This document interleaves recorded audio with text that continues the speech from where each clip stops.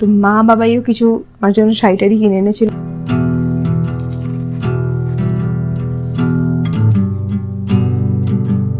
এখনো আসেনি, গন্ধটা খুব সুন্দর। আমার সরঞ্জাম সেই শাল পাতার বাটি।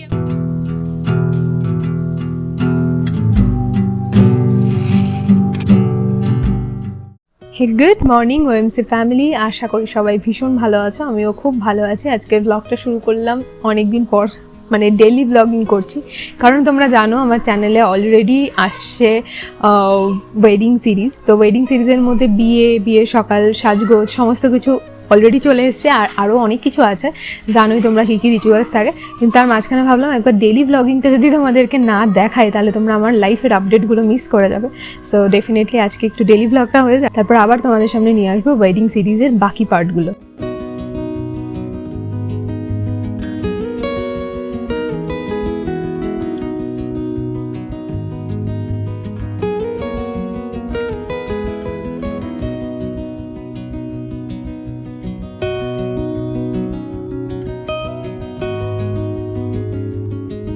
হ্যালো, তো এখন আমরা মর্নিং ওয়াক করে হেঁটে চলে আসলাম। দেখলেই মর্নিং ওয়াকে গেছিলাম, তো ওয়েদারটা বেশ মেঘলা, হাঁটতে ভালোই লাগছিল, বাট খুব একটা মেঘলাও নয়, হালকা হালকা রোদ, কিন্তু মোস্টলি ক্লাউডি। তো এখন বাড়িতে আমরা হাঁটতে হাঁটতেই অর্ডার দিয়ে ফেলেছি ব্রেকফাস্ট, সেটা হলো দোসার ইডলি আসছে, তো সেটা অন দ্য ওয়ে। আর এখন আমাদের পার্বতী দিদি আসবে, যে ঘরটারগুলো পরিষ্কার করে দিয়ে যাবে। এখানে বেড কভারটা তুলে দিয়েছি, এখানে আজকে বেড কভারও চেঞ্জ করা হবে।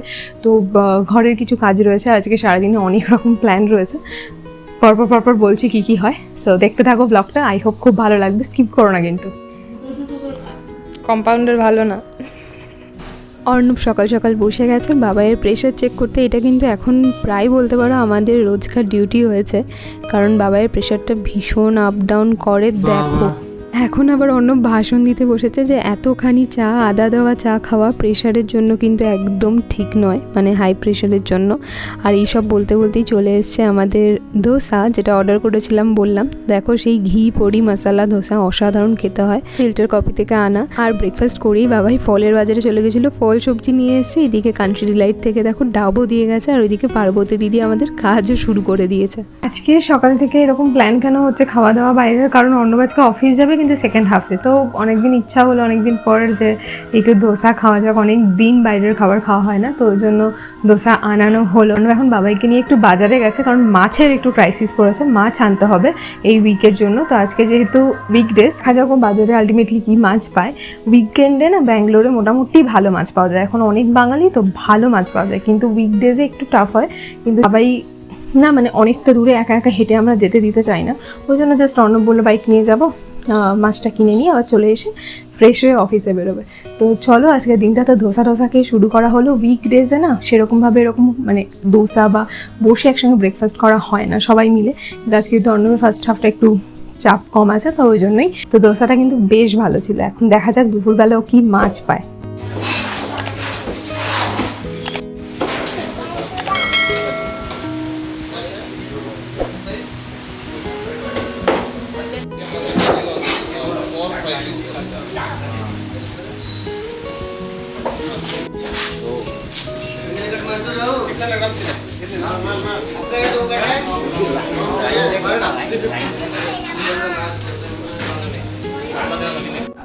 কি মাছ? মাটন, ভেটকি। মাটন এনেছো? হ্যাঁ মাটন, পাশে চিংড়ি, ইলিশ, ভেটকি আর কাতলা আর মাটন। কি করে? 6টা আইটেম। 7টা আইটেম।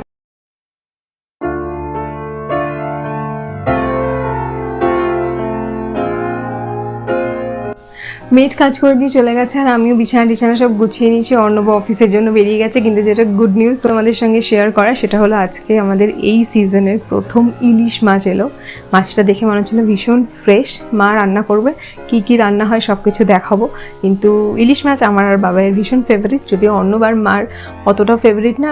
অর্ণবের একটু শরীর খারাপ হয় ইলিশ মাছ খেলে, তো আজকে অফিসে যাবে, আমরা আমাদের মতো বানিয়ে নেবো, পরে আরেকদিন কিছু হবে, দেখা যাক কী হয়। টেলার শপ থেকে এইমাত্র ফোন করলো আর বললো যে আসছে আমাদের বাড়িতে একটা দিদি, উনি আমার ব্লাউজ সব বানায় ব্যাঙ্গালোরে।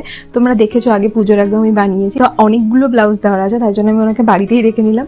তো মা বাবাইও কিছু আমার জন্য শাড়ি কিনে এনেছিলো, তো সেইগুলোরও ব্লাউজ বানাতে দেবো। লাস্টে তোমাদেরকে জামাই ষষ্ঠীর সময় দেখেছিলাম আমার বাবা মা পাঠিয়েছিল কিছু শাড়ি, অর্ণব দিয়েছিল, তো সমস্ত বানাতে দেবো। লাস্টে তোমাদেরকে জামাই ষষ্ঠীর সময় দেখেছিলাম আমার বাবা মা পাঠিয়েছিল কিছু শাড়ি, অর্ণব দিয়েছিল, তো সমস্ত ব্লাউজ বানাতে দেবো। আলমারিটা খুলেই রেখেছি, তো জাস্ট এখন পিসগুলো বার করবো। আর কুর্তি পরে নিলাম কেন বলো তো, ব্লাউজ পরা থাকলে বা কুর্তি চুড়িদার টাইপের কিছু পরা থাকলে না মেজারমেন্টটা ভালোভাবে নেওয়া যায়, তো তাই জন্য চেঞ্জ করে নিলাম। চট করে এখন বার করে ফেলি, অলরেডি বেরিয়ে গেছে, ফোন করেছিল অন দ্য ওয়ে। আগে থেকে বার করে রাখলে না ভালো হতো, জানো তো, দুটো ব্লাউজ পিস খুঁজেই পাচ্ছি না। যাই হোক, এইগুলোই দিই। এটা হলো মায়ের ওই জামাই ষষ্ঠীতে দেওয়া শাড়ি, যেটা কন্ট্রাস্ট ব্লাউজ, আর এটা হলো অর্ণব দিয়েছিল আমাকে, মনে আছে তোমাদের নিশ্চয়ই, হ্যান্ডলুমটা, সেটার ব্লাউজ। আর বাবাই আর মা যেটা এনেছে তার মধ্যে একটা শাড়ি, এটা দেখো, এটা বালু চুড়ি, বুঝতেই পারছো একটু ভালো শাড়িটা। আর পিসটাও নিয়েও একটু আমি ভাবছি যে কীরকম কী বানাবে, কিন্তু শাড়িটার কালারটা হয়তো দেখে তোমাদের মনে হচ্ছে ভায়োলেট, কিন্তু একদম সুন্দর একটা ব্লু কালার। মেজারমেন্ট দিয়ে রান্নাঘরে এসে দেখি ইলিশ মাছ ভাজা কিন্তু শুরু।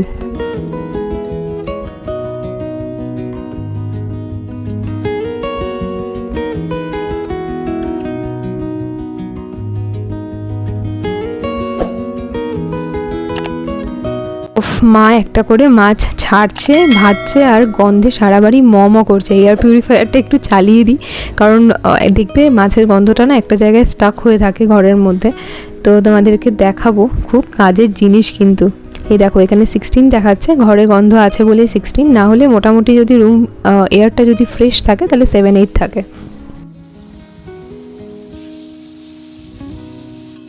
ইলিশ মাছের নানান রেসিপি হলো, একটা খুব সুন্দর আর পছন্দের রেসিপি হলো ইলিশ মাছের পাতলা ঝোল।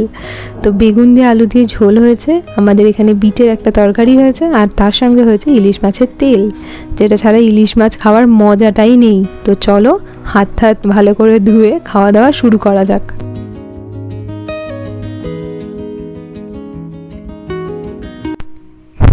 এখন প্রায় ঘড়িতে 5:30 মতো বাজে। আমি কাজ নিয়ে বসেই ছিলাম, তো একটু ইউটিউবের কাজ ছিল আজকে, তো সেই সমস্ত করেছি। কিন্তু তোমাদেরকে বলতেই হবে, ইলিশ মাছটা খাওয়ার পর মানে জাস্ট অনেক দিন পর ইলিশ মাছ খেলাম। আর বাবাই আর মা এখানে আসলেই না ইলিশ মাছটা ওরা চেষ্টা করে আনার, কারণ বাবাইয়ের আর আমার ভীষণ ফেভারিট।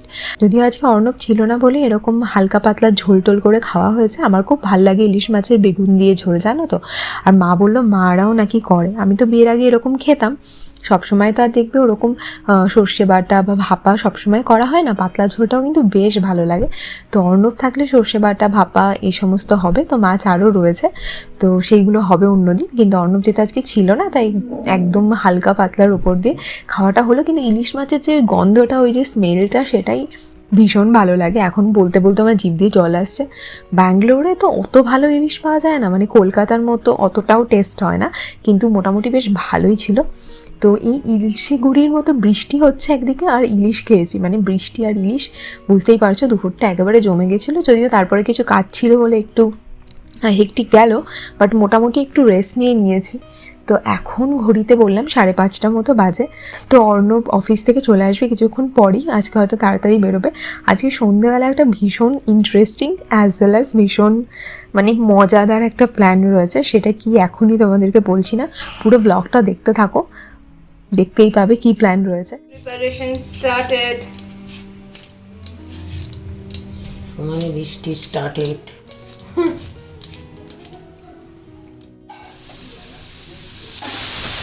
অর্ণব তো অফিস থেকে ফিরে গেছে, আর এখন আমাদের প্রিপারেশন স্টার্ট। আর এই দেখো, গন্ধরাজ লেবু পেয়েছে বাবাই, আজকে সকালে মাছের বাজারে পেয়েছিল, মাছের দোকানে গিয়ে এটা নিয়ে এসছে।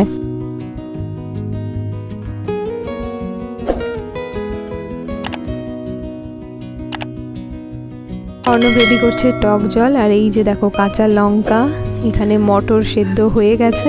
এটাও দিদি, এটা হলো ফুচকার মশলা, made in Kolkata.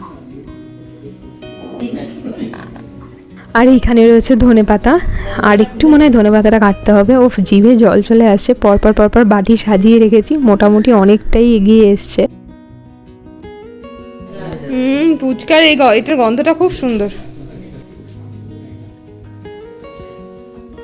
We are all set for fuchka competition. মা competition হবে তো? এতক্ষণে তোমরা সবাই বুঝে গেছো, এই হলো আমাদের আজকে স্পেশাল প্ল্যান, আমাদের ফুচকা পার্টি। এ মা, এত কম, তার মধ্যে আবার খেয়ে নিল। কোয়ালিটি টেস্টিং করতে হবে না? বাবা, আলু এখনো আসেনি। অর্ণব তো দেখলেই কোয়ালিটি টেস্টিং করছিল, তাই বললো টক জলে একটু ঝালটা কম, কিন্তু বেশ চটপটা হয়েছে, তাই একটু লঙ্কা অ্যাড করে দিই। আর যেটা ফুচকার অন্যতম সরঞ্জাম, সেই শালপাতার বাটি আমি কলকাতা থেকে আসার সময় নিয়ে এসেছিলাম। কেমন হলো ব্যাপারটা? তাই জন্য আমি ভেবেছিলাম কিছু একটা বানাবো। ও আচ্ছা আচ্ছা, চাট বানাবো। আমাদের কুইজিন ক্যাপচারের ভেজিটেবল চপ, হ্যাঁ ভেজিটেবল চপ কাসুন্দি দিয়ে খাবো বলে নিয়ে, মানে বানিয়ে তোমাদের সাথে রেসিপি শেয়ার করবো বলে নিয়েছিলাম। ওটা এখনো বানানো হয়নি, কিন্তু এটা কাজে লেগে গেল। 4খানা বাটি বার করে নিয়েছি, যদিও ফুচকার আন্দাজে বাটিগুলো একটু বড় বড়, কিন্তু ঠিক আছে। একবারে একসঙ্গে এক প্লেট করে দিতে হবে। না না, তা হবে না, তবে দুটো ফুচকা একটু জল টল নিয়ে, ফুচকা আলাদা যেরকম তাড়াহুড়ো করে দেয়, একটা মুখে একটা হাতে একটা প্লেটে থাকে, সেটা হবে না, হয়তো দুটো ধরে যাবে। ভালো আছে। বন্ধুরাজ লেবু দিয়ে দিই। সমস্ত কিছু নিয়ে আস্তে আস্তে প্রায় আমরা রেডি, আর আমাদের সঙ্গে একসঙ্গে ফুচকা বাড়িটা কিন্তু তোমাদেরও এনজয় করতে হবে। একটা জিনিস পড়তে শুরু করেছে, শালপাতার বাটি 4টে মুছে রাখা হয়ে গেল, আর একটু লঙ্কা কাটতে হবে, একটু আলু আনতে হবে, তাহলেই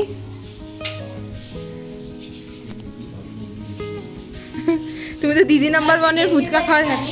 হ্যাঁ ওফ, আরও ঝাল ঝাল দরকার। অর্ণব বসে গেছে আবার লঙ্কা কাটতে ছোট্ট ছোট্ট করে, আর এখানে আলু সেদ্ধ কিন্তু রেডি। এবার অর্ণব বসবে এটাকে মাখতে।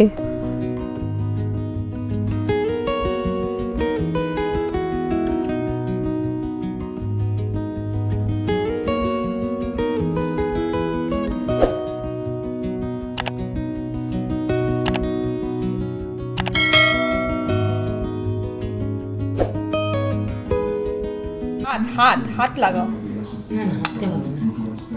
না না, বি হাইজিনিক। হাতটা পরিষ্কার করে আসলে তো হাইজিনিক হবে। আলু পুরো ভর্তি। সেটা সেই কলসি থাকলে ভালো হতো।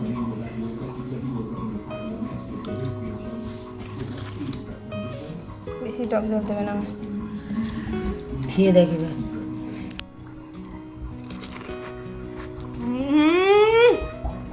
আর কিছু লাগবে?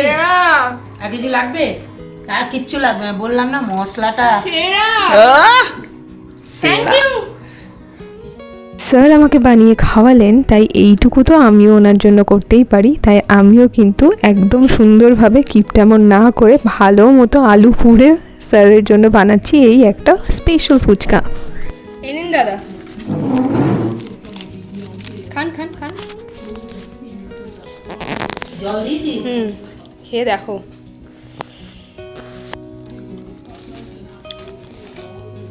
চরম না? জমি ক্ষীর। আর কিছু লাগবে? কেমন? হেভি।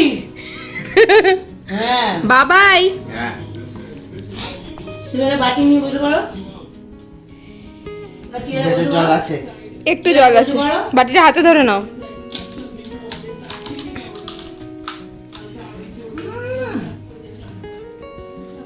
কেমন? হবে না একটু জল নাও, খাও।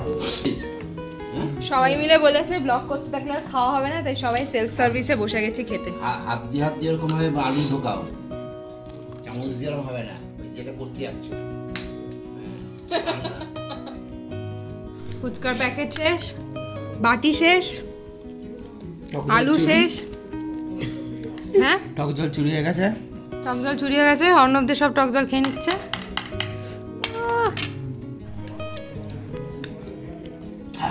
30টা ফুচকা 3 মিনিটে গায়ে। তাই ঘড়িটা দেখা হয়নি।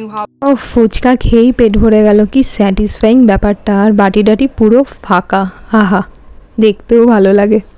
ছিলাম না, সবকিছু বাদ দিলেও সেই নির্দোষ সিকিউরিটি গার্ডটার কথা। ঘরে আসলাম ফাইনালি।